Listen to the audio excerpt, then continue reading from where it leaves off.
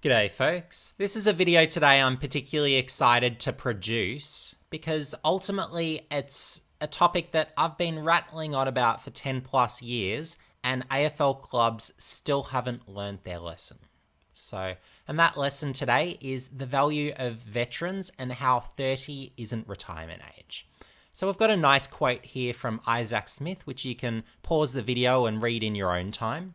But basically, for a couple of quick examples, and then I'll go through several others in a bit more depth.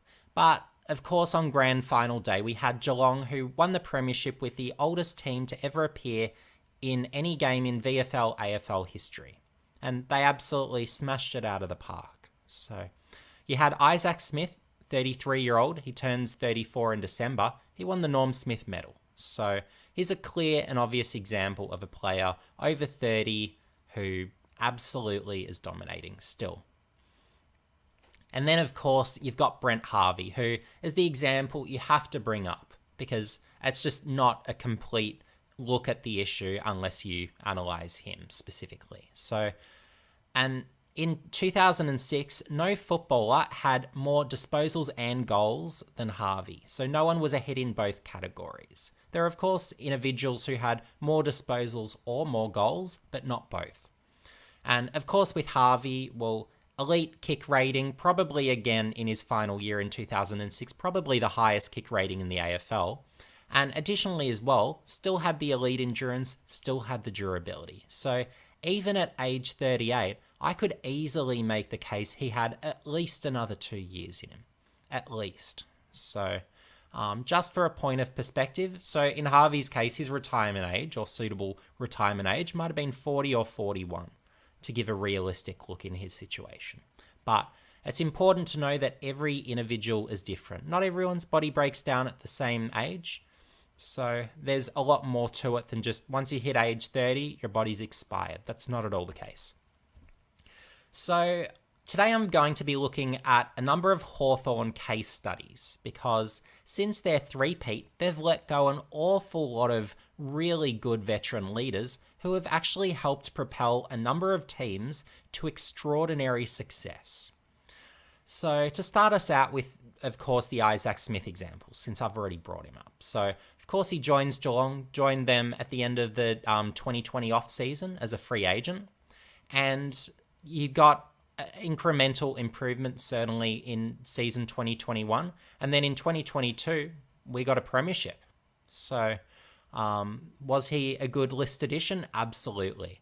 And having the speed that he does, a lot of people are saying, oh, Geelong are too old. They're too slow because they're so old. Well, you put in Isaac Smith. Well, he's still got the speed. He's still got the endurance. He makes you quicker. So that's a misconception right there.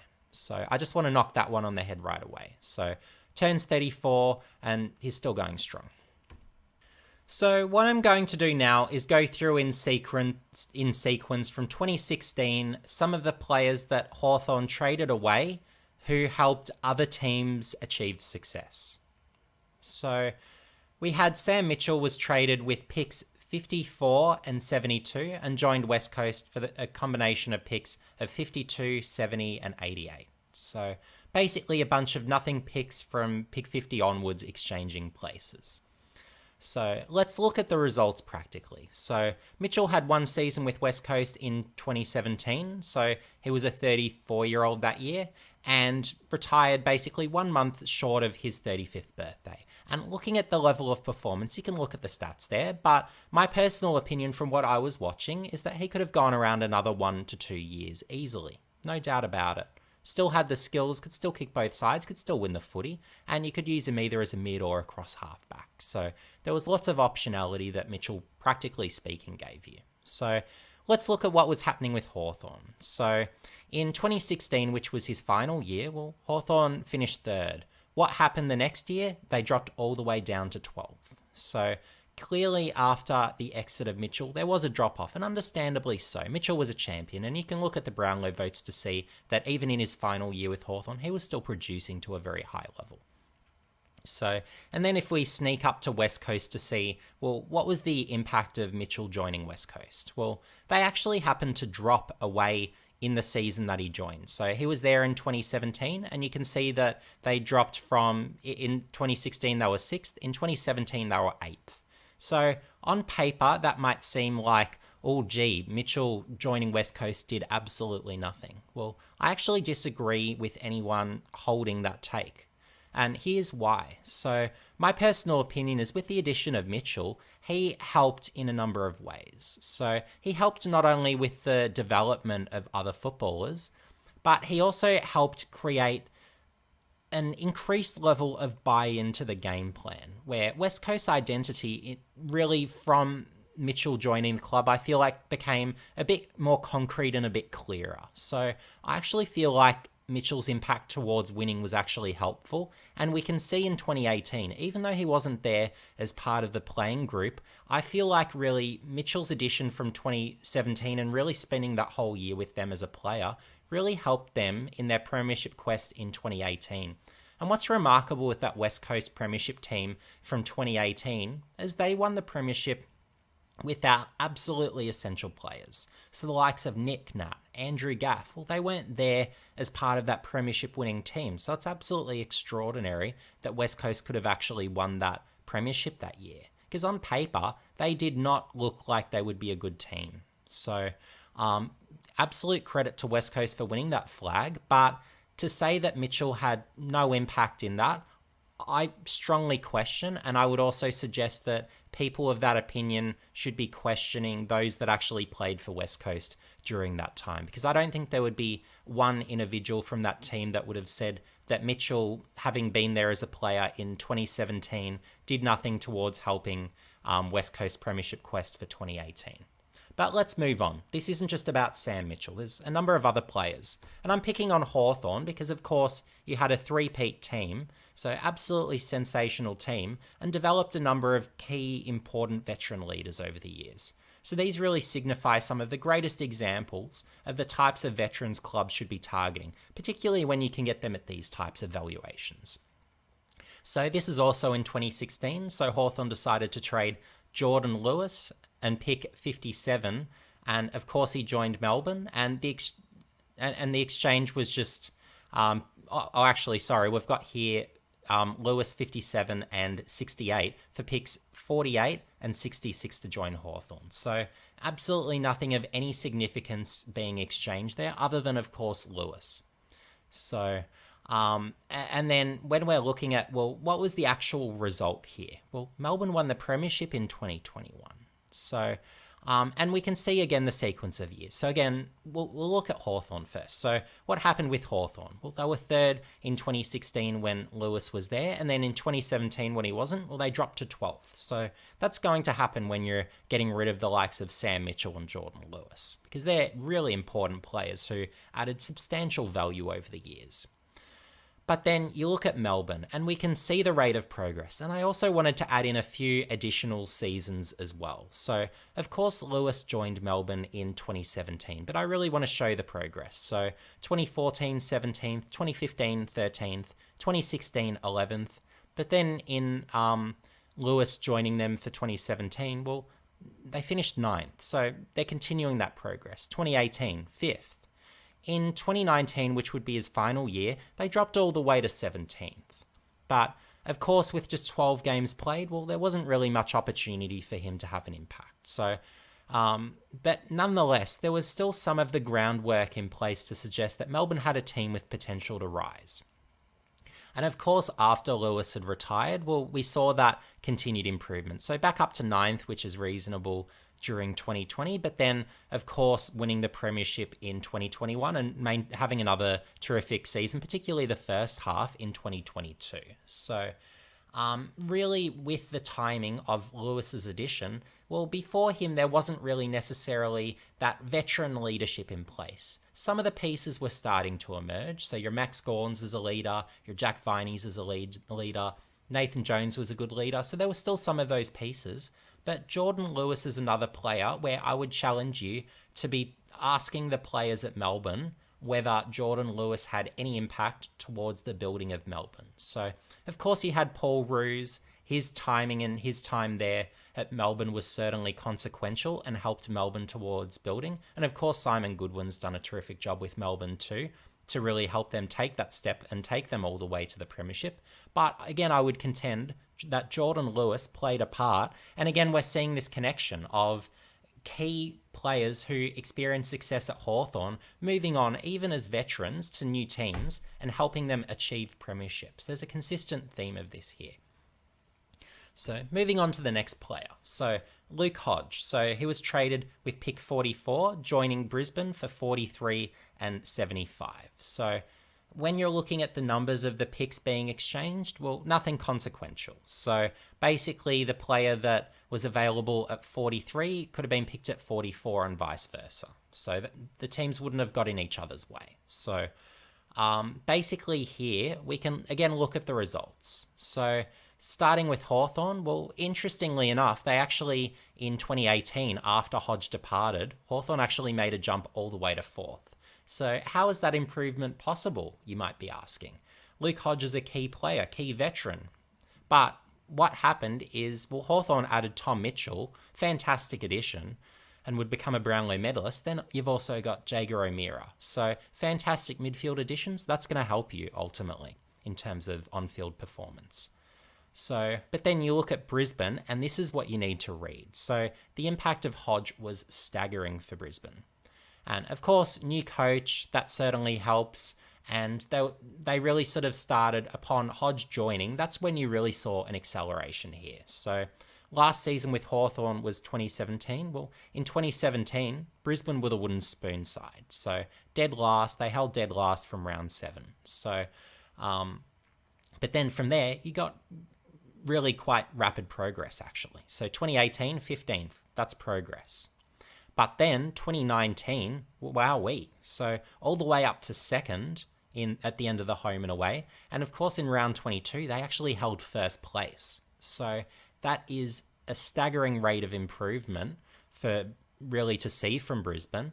And of course, well, Hodge decided at the end of 2019 to officially retire. But Brisbane have still been able to maintain a good level of success, at least since the retirement of Hodge. So 2nd, 4th and 6th at the end of the home and away seasons. So pretty good results ultimately. So Brisbane have remained a very competitive team and they still remain in contention. And we'll have to see, of course, with their off-season additions, Brisbane, of course, you've got Dunkley coming in, Gunston coming in. They're going to be adding young Will Ashcroft. So you're going to have an amazing Brisbane team this year that will be well and truly in the premiership mix. So, and of course, here you've got a retirement age of 35 from Hodge. And in his case, that was probably around the right time to retire. Maybe you could have made a case that he could have gone around another year, but this was around sort of the right stage for him. So what is the correct retirement age? Well, the answer is there is no correct one-size-fits-all retirement age. Everyone is an individual. So that's the key thing that needs to be understood. You need to take every individual as an individual and really assess, can they still play? Is it likely that they'll be able to continue at what would be a best 22 standard? So if they're not going to be a best 22 standard, well, you don't need to be keeping a 33, 34, 35-year-old around. But if they're still going to be a best 22 player, well, there's no reason to be moving them on. So, and we've got, and I've written down here because it's a key idea to understand. So with Harvey, even at this advanced age, no one had more disposals and goals in that one season. So no one beat him across both categories in the same year. And he could still run, still had the highest kick rating, and you can look at his durability there. Still incredibly durable. So in those last 3 years, 22, 25, and 23 games, well, there's absolutely no reason that that caliber of footballer should be moved on. Absolutely no reason. So the next one leaving Hawthorn. So they're still getting rid of key players here. So the last bargain-based player, and look, I could even possibly go into other examples where you've got the likes of Tom Mitchell and Jaeger O'Meara, but I think Jack Gunston might potentially be the next one that moves on to have premiership success at his new club. So the next one, of course, so Jack Gunston. So traded for pick 48 and Brisbane's 2023 third round selection. Well, that's nothing. So this guy just, actually the day of recording, which is the 16th of October, 19... Well, that's now, of course, 2022, but born in 1991. So turning 31 today. I'll probably upload this video in a few days' time. But yeah, absolutely incredible. So adding Gunston+Daniher and Hipwood, that's difference making.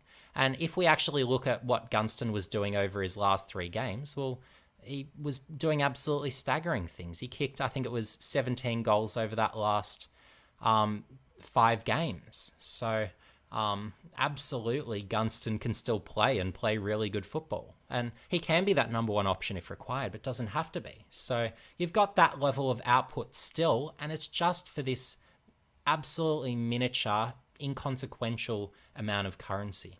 So when that's considered, well, this is why I talk about all the time that, of course, I've gone through the draft and said, well, when we look at mature ages, they often represent superior value to where they're being picked up. But the additional opportunity in the list management space, as hopefully I'm illustrating today, is that those veteran leaders and proven performers of that, they might be a little bit below age 30, or sometimes they're 30 plus. Well, there's opportunities there when you can get them on small deals.